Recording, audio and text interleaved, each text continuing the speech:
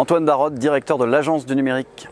Jacques Mézard a présenté ce qu'on appelle le New Deal, en fait, qui est un grand accord qui a été conclu au début de l'année entre les opérateurs, le gouvernement et le régulateur, par le téléphone ou par les lignes fixes. Et là, on a le plan France Très Haut Débit qui a mis 3 milliards d'euros de l'État pour soutenir les investissements des collectivités, ce qui permettra à tous les foyers, toutes les entreprises 2022 d'avoir du très haut débit, c'est-à-dire du plus de 30 mégabits par seconde, et progressivement on va remplacer le réseau téléphonique par un nouveau réseau de fibre.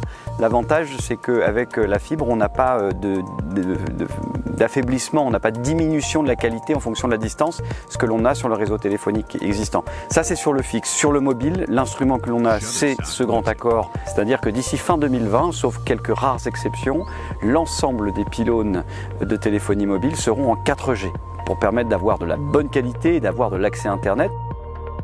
Tout cet accord mobile est juridiquement contraignant, encadré sous le regard attentif du régulateur. Donc il y a des obligations de qualité de service, des obligations de couverture.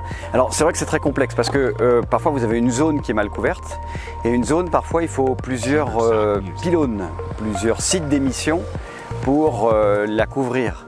A l'inverse, dans certaines zones plutôt plates, avec un pylône qui fait 40 mètres de hauteur, vous pouvez aller couvrir plusieurs communes.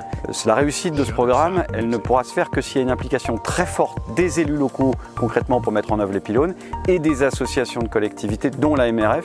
On n'a pas de baguette magique, ça ne va pas se réaliser en quelques jours, quelques semaines ou quelques mois.